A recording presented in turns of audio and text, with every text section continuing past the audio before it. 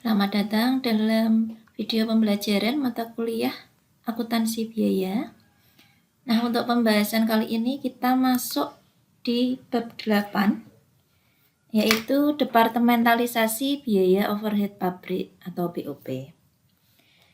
Nah, di bab 8 untuk materi kali ini di sini akan diuraikan penentuan tarif biaya overhead dalam perusahaan yang mengolah produknya melalui beberapa departemen produksi. Dan tarif biaya overhead dihitung untuk setiap departemen produksi tersebut. Nah, di sini kita akan membahas yang pertama, pengertian dari departementalisasi BOP atau biaya overhead pabrik. Nah, yaitu pembagian pabrik ke dalam bagian-bagian yang disebut departemen atau pusat biaya yang dibebani dengan BOP. Kemudian manfaat dari departementalisasi BOP di sini untuk pengendalian biaya dan ketelitian penentuan harga pokok produk. Ya. Di sini pengendalian biaya overhead pabrik dilakukan dengan menghubungkan biaya dengan pusat terjadinya, sehingga akan memperjelas tanggung jawab setiap biaya yang terjadi dalam departemen tertentu. Nah, kemudian dengan digunakannya tarif-tarif BOP yang berbeda-beda untuk tiap departemen, maka pesanan atau produk yang melewati suatu departemen produksi itu akan dibebani dengan BOP sesuai dengan tarif departemen yang bersangkutan. Nah, di sini akan menyebabkan ketelitian terhadap penentuan harga pokok dari produk. Kemudian di sini akan kita bahas terkait dengan langkah-langkah penentuan tarif BOP per departemen. Yang pertama adalah penyusunan anggaran BOP per departemen. Yang per departemen berarti di sini ada departemen produksi, ada juga departemen pembantu atau departemen pendukung. Yang kedua, alokasi BOP departemen pembantu ke departemen produksi. Nah, ada dua macam metode alokasi BOP departemen pembantu. Yang pertama adalah metode alokasi langsung. Yang kedua, metode alokasi bertahap. Untuk metode alokasi bertahap ini ada 3. Metode alokasi kontinu, metode aljabar, metode urutan alokasi yang diatur. Kemudian langkah ketiga yaitu perhitungan tarif pembebanan BOP per departemen. Nah, yang pertama, langkah pertama tadi penyusunan anggaran BOP per departemen. Nah, di sini jika produknya ini diolah melalui beberapa tahap proses produksi, biasanya perusahaan itu membentuk lebih dari 1 departemen produksi. Dan juga di samping departemen produksi, perusahaan juga membentuk beberapa departemen pembantu. Nah, tugasnya ini adalah melayani berbagai kebutuhan departemen produksi. Ya, jadi membantu departemen produksi. Misalnya saja untuk perusahaan percetakan. Nah, produknya ini diolah melalui 3 tahap proses produksi. Yang pertama,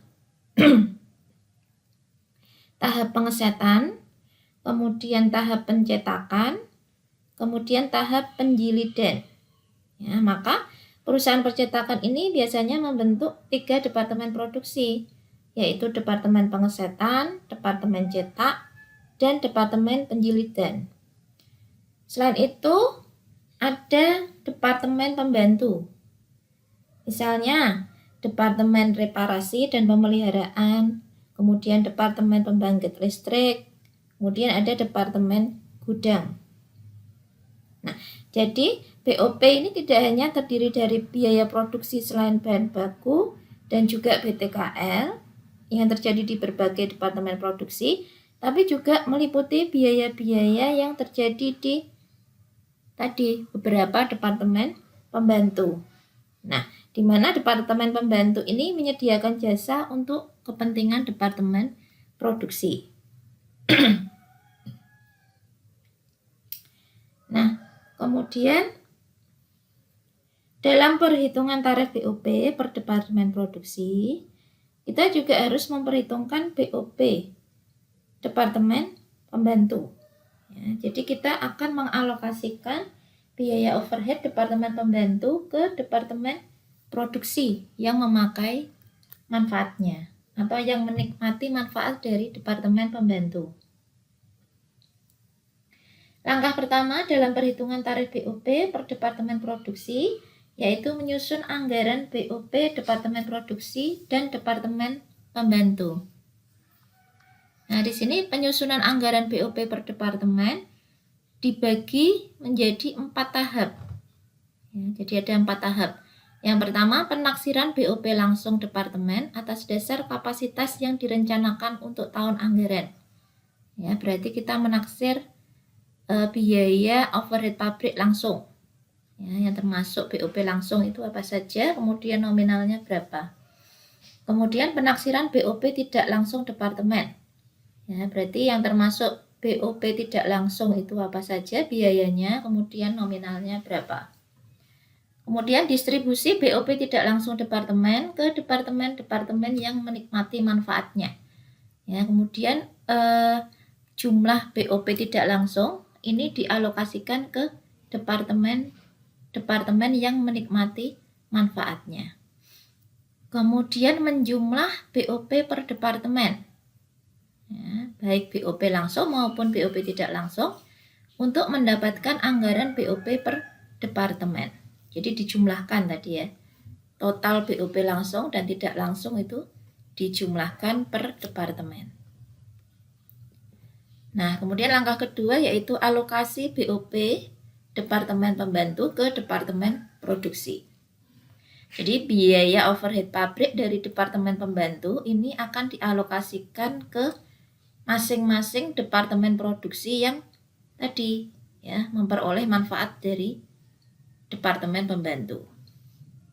Nah, di sini dapat dilakukan dengan 2 cara. Yang pertama adalah metode alokasi langsung. Nah, di dalam metode alokasi langsung di sini BOP departemen pembantu ini akan dialokasikan ke tiap-tiap departemen produksi yang menikmatinya. Ya, kemudian jasa dari departemen pembantu hanya dinikmati oleh departemen produksi saja. Ya, jadi tidak ada departemen pembantu lain yang menikmati jasa dari departemen pembantu. Jadi hanya dialokasikan ke departemen produksi saja. Yang kedua, metode alokasi bertahap. Nah, di sini jasa departemen pembantu dipakai oleh departemen produksi dan juga departemen pembantu yang lain. Ya. Jadi ada departemen pembantu lain yang menikmati jasa dari departemen pembantu. Nah, BOP departemen pembantu ini dialokasikan ke departemen pembantu lain, baru kemudian dialokasikan ke departemen produksi. Jadi bertahap. Ya. Nah, kemudian kita akan masuk ke contoh kasus yang menggunakan metode alokasi langsung. Kita lihat contohnya di buku halaman 227, contoh 1. Nah, PT El Yunasari ini mengolah produknya melalui 2 departemen produksi, Departemen A dan Departemen B, dan ditunjang oleh 3 departemen pembantu, yaitu Departemen X, Y, dan Z.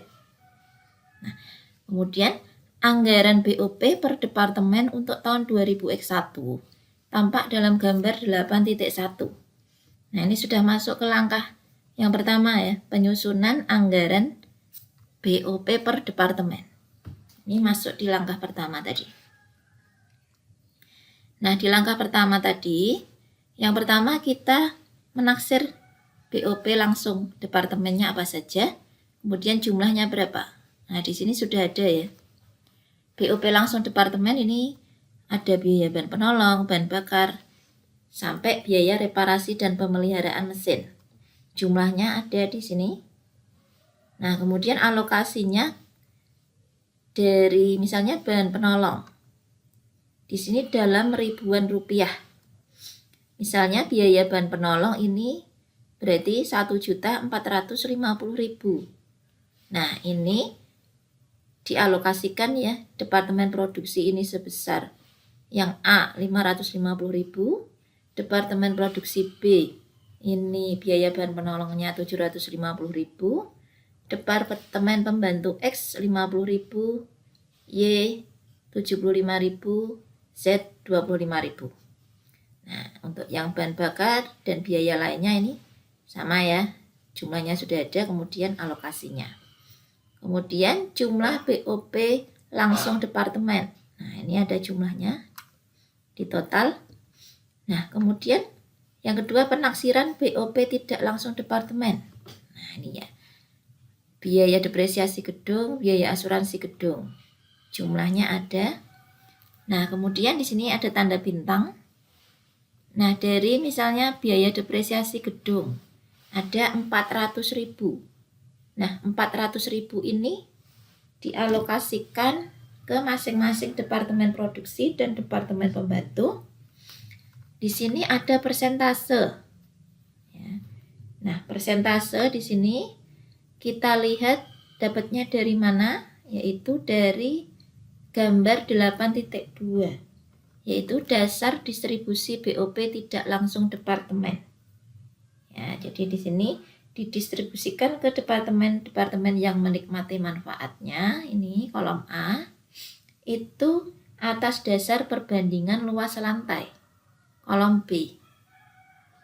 Ya, kalau dihitung, misalnya departemen A, luas lantainya 2000 meter persegi. Nah, berarti proporsi luas lantainya yaitu 2000 meter persegi dibagi totalnya 8.000 meter persegi kalikan 100%. Jadi didapat 25%.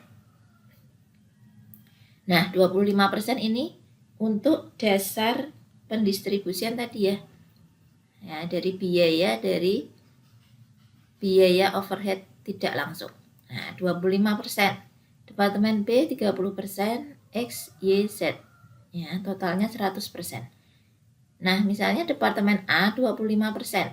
Ini untuk menghitung yang ini tadi ya.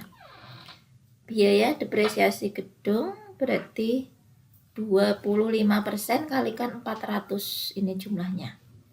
Jadi didapat 100, ini 100.000.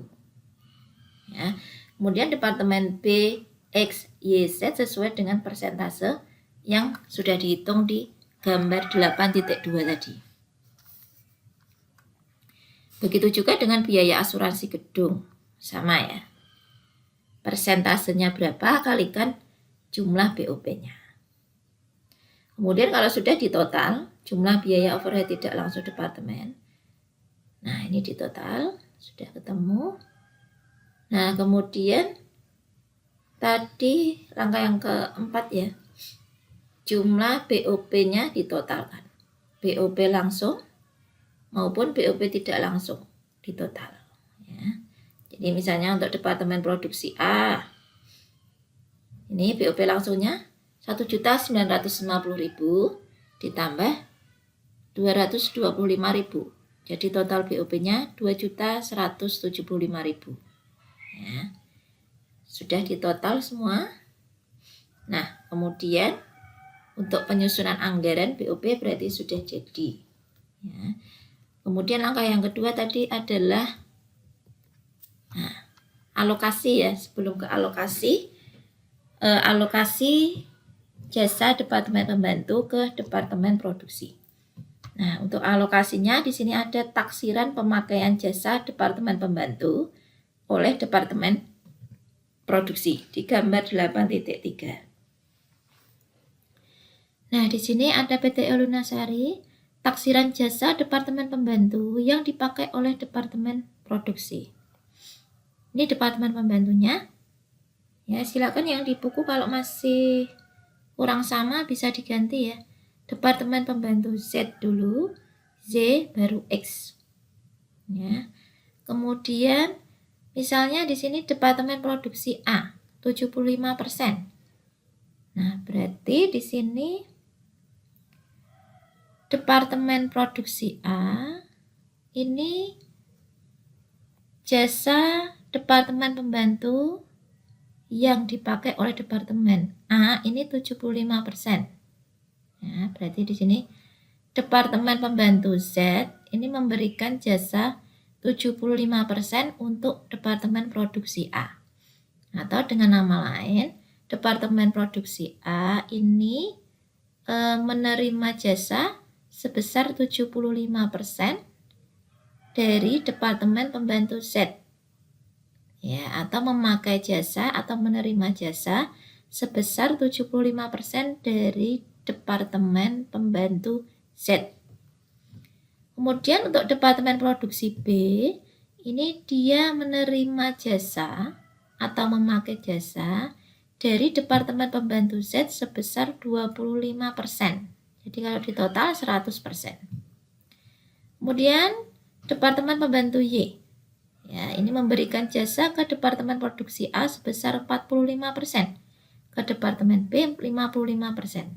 Atau dengan kata lain, Departemen Produksi A ini menerima jasa dari Departemen Pembantu Y sebesar 45%. Departemen B ini menerima jasa dari Departemen Pembantu Y sebesar 55%. Kemudian X 60% untuk A, 40% untuk B. Nah, ini persentase ini digunakan sebagai dasar untuk alokasi ya, pemakaian jasa Departemen Pembantu oleh Departemen Produksi. Nah, kemudian langkah berikutnya yaitu kita mengalokasikan BOP Departemen Pembantu ke Departemen Produksi. Ini dalam ribuan. Ya. Kalau Anda lihat tadi jumlah BOP-nya dari gambar 8.1 ya, kita pindahkan ke sini. A, B, X, Y, Z. Nah, ini total BOP-nya. Nah, kita tulis di sini. Kemudian kita hitung untuk alokasi BOP ke Departemen Produksi. Ya. Yang pertama, alokasi BOP atau biaya overhead Departemen Z ke Departemen Produksi A dulu. Ya. Kalau Anda lihat Departemen Pembantu Z, tadi jumlah BOP-nya adalah 369. Ya. Jumlah BOP 369 dialokasikan ke Departemen A sebesar tadi 75%. Ya, maka kita hitung di sini 75% kalikan 369. Ya, ketemunya adalah 276,75 rupiah. Ya. Kemudian Departemen B tadi menerima jasa dari Departemen Z sebesar 25%. Berarti dikalikan 369. Ketemu 92,25 rupiah. Kalau di total 276,75 ditambah 92,25 totalnya adalah 369. Berarti ini sudah dialokasikan ke Departemen Produksi semua. Ya. Jadi di sini dikurangi 369 dikurangi 369 berarti habis 0. Nah, kemudian alokasi biaya overhead Departemen Y. Ya. Y ini tadi totalnya BOP 1445 dalam ribuan ya. Nah, kita alokasikan ke Departemen A tadi 45%. Ya. Kali 1445 sama dengan 650,25. Dialokasikan ke Departemen B 55%. Dikalikan 1445. Jadi 794,75. Ini kalau di total 1445. Ya, berarti habis dialokasikan 0 sisanya. Begitu juga untuk Departemen X. Caranya sama ya. Habis dialokasikan sebesar 771 sehingga habis. Ya. Nah, kemudian kita total jumlah alokasi BOP dari Departemen Pembantu. 276,75 ditambah 650,25 ditambah 462,60. Totalnya 1389,60 untuk departemen A. Untuk departemen B totalnya 1195,40. Ya. Nah, kemudian kita hitung jumlah BOP Departemen Produksi setelah menerima alokasi biaya dari Departemen Pembantu. Totalnya adalah 2175 ditambah 1389,60. Ya, jumlah BOP sebelum alokasi ditambah jumlah BOP alokasi tadi ya. Nah, jadi setelah alokasi jumlah BOP Departemen A adalah 3564,60. Untuk Departemen B 3815,40. Nah, ini jumlah BOP Departemen Produksi A dan B setelah alokasi. Nah, kemudian tahap yang ketiga yaitu adalah perhitungan tarif pembebanan BOP Departemen Produksi. Jika dalam membebankan BOP kepada produk digunakan dasar pembebanan jam tenaga kerja langsung atau JTKL untuk Departemen A dan jam mesin untuk Departemen B.